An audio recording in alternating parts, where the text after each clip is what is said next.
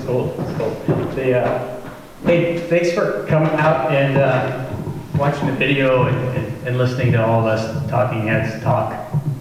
It's appreciated. I can't tell you how much it's appreciated, but it's appreciated a lot. We don't get a lot of opportunities to do that right now, and we don't have a lot of mechanisms to really kind of get in front of people and talk to people and get our message across and really communicate why it's so important that we win the county council and win it back. And when I say win it back, I'm not talking about Democrats and Republicans. I'm not talking about the Republicans winning the county council from the Democrats. What I'm talking about is the people here in our community winning it from the elected elites that are there controlling it right now. They're there to support their special interest groups and the people that got them elected and funded their campaigns and put the volunteers out there to win it for them. And don't show up to do the work, don't listen to us, don't want to meet in person, don't want to see us face to face, don't want to do anything other than have 3 minutes for you to talk to a blank camera where you don't know if a single council member is listening, or to be able to write an email and never get a response back.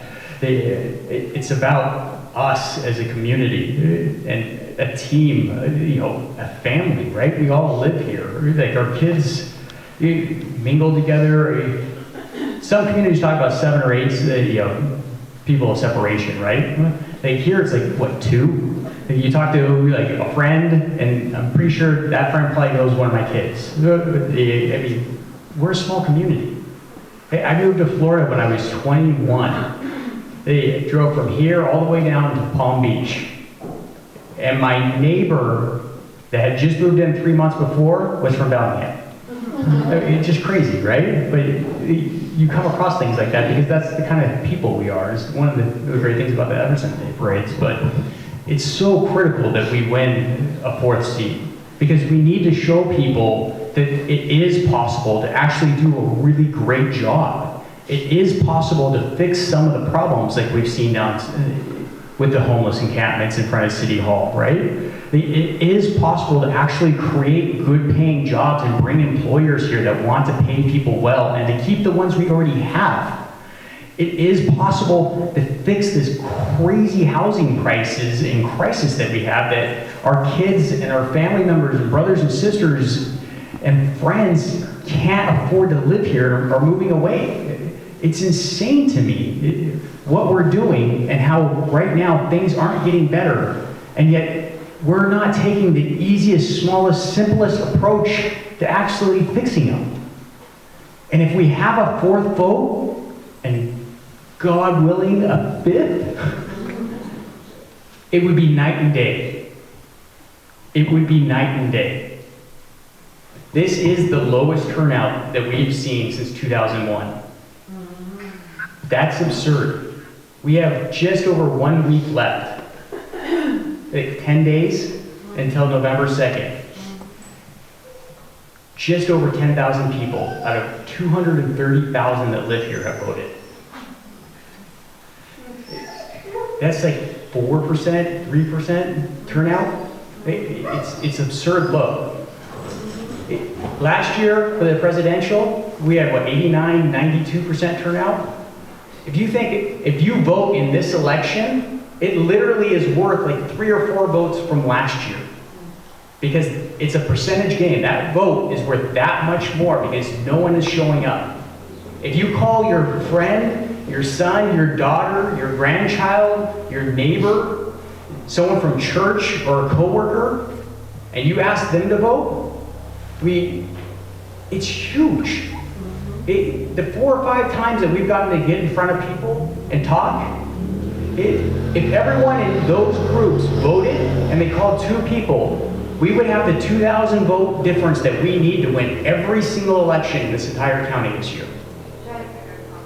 They wouldn't know what hit them. And they're like, hey, I don't feel qualified to vote for someone I don't really know anything about other than 2 paragraphs in this document, right? And so they decide to skip it with the thought that, hey, I'm going to leave it for somebody else who knows them and knows better because they'll make the better choice. All that person needs is for you to call them as a friend and say, I know them, and this is why you should vote for them.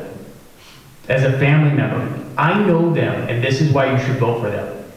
And they will vote based on that trust in you and your knowledge of us as candidates. They will turn out. The second biggest reason is because they leave it on their counter. And they forget. And they just need someone to call and remind them. Ashley, I mean, do you know the numbers? What was it, like 6,000, 8,000, 10,000 ballots last year that got thrown out because they showed up too late? Yeah, almost 11. Because they waited till the last minute to drop it in the mailbox instead of taking it on their way to work in the morning. That could have been the difference in the campaigns for the county executive. There's an article. If you want to share what's going on right now in the county council, in the county, you want an example to show people, go onto the level of the progressive blog Northwest Citizen, nwcitizen.com. And the most recent article on there, I think it's titled something related to homelessness. It's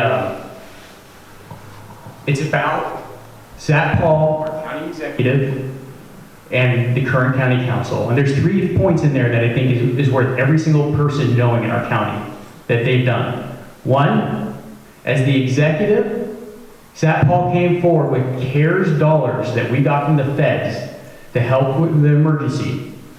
We gave $2.5 million of the CARES dollars last year to the port to facilitate giving grants to businesses, to keep businesses in our county alive. On the very strict requirements we had, 685, I think it was, applied. And I think we gave it to like 280 of them, or 250, that actually won it. But it was super strict. The requirements were so strict, the grocery store in Point Roberts, the only grocery store out there, was going out of business and couldn't apply for it because it didn't meet the guidelines. But somehow Sat Paul, his business, was on that list as an approved grant recipient. And even though it's on his campaign website that he's the owner of that, it's on his LinkedIn profile that he owns that business.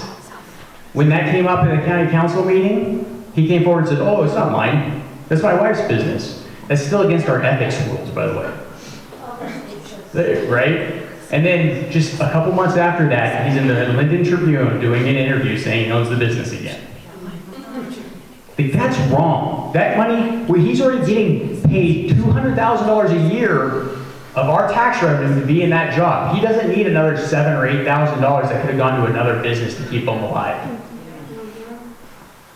The other thing that you're going to see in there is how they're using the council and the county as a weapon right now. And there's an email that he sent out due to the homeless issues last year. And what that was there was a lot of our community members that were fed up with how we were spending money.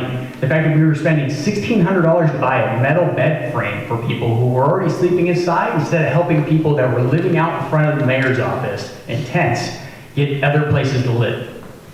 They were making terrible, crappy decisions on how to spend money wastefully. And community members like you came forward and they were angry about it and they were speaking up and they were fighting.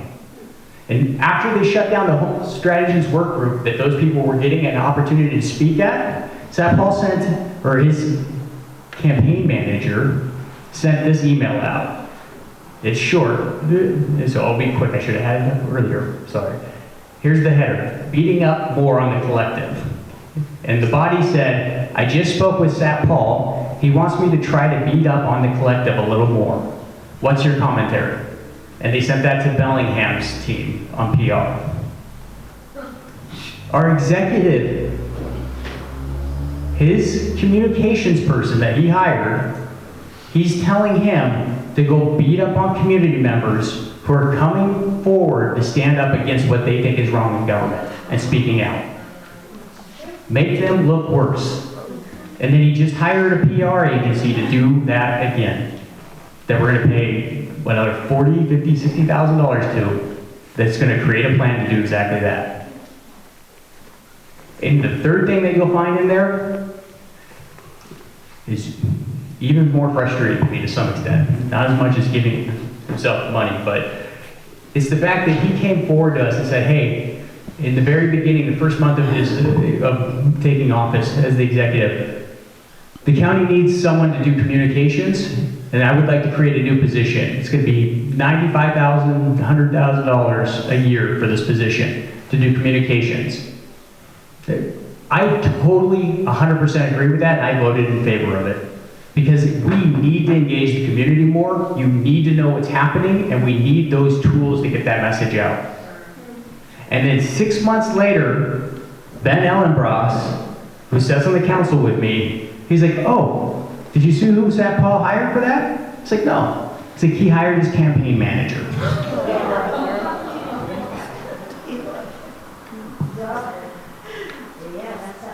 Quid pro quo, like, right? It's insane. Those are like 3 things in that one article. 3 things that you could share with people that people in our community need to know. Because they're voting in good conscience for what they think they're getting, and they're not. And we need everyone to know that, so that we can get people to turn out and elect these guys and make a difference. This thing sucks.